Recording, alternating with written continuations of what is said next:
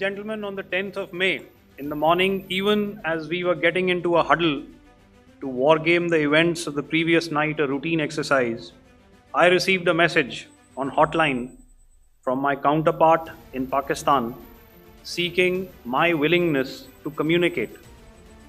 Since our initial aim was to strike at terror camps, and all our actions in the subsequent days were in response to the intrusions and violations by the Pakistan Air Force and its army, it was decided that I would indeed speak with my counterpart. You are already aware, I've seen it being covered on national television, that my communication with the Pak DGMO was conducted at 15:35 hours yesterday and resulted in cessation of cross-border firing and air intrusions by either side with effect from 1700 hours 10th of May, after he proposed that we cease hostilities.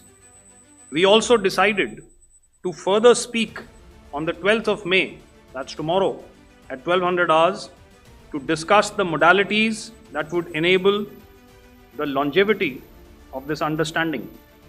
However, disappointingly, and must I add,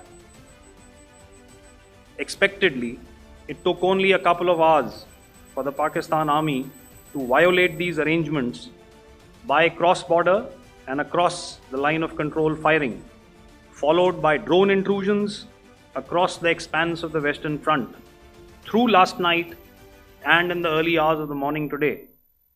These violations were responded to robustly and dealt with as they must be.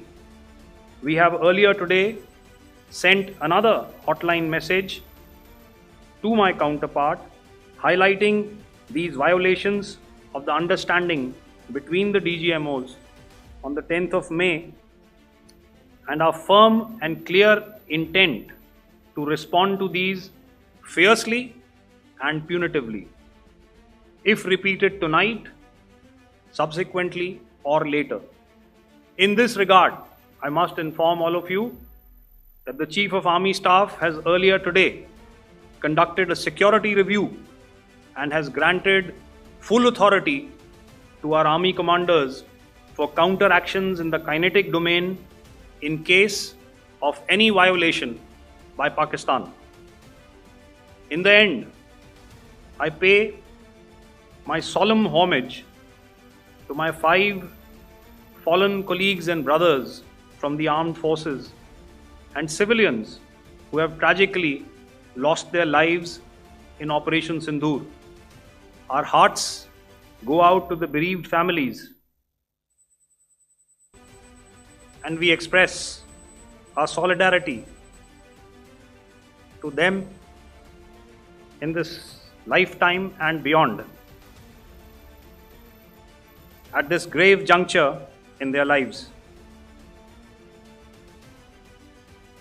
Their sacrifices shall always be remembered and spoken of in glowing terms by a grateful nation. We have thus far, ladies and gentlemen, exercised, and my colleague Pramod highlighted this, immense restraint, and our actions have been focused, measured, and non-escalatory. However, any threat to the sovereignty, territorial integrity, and safety of our citizens will be met with decisive force. Jai Hind.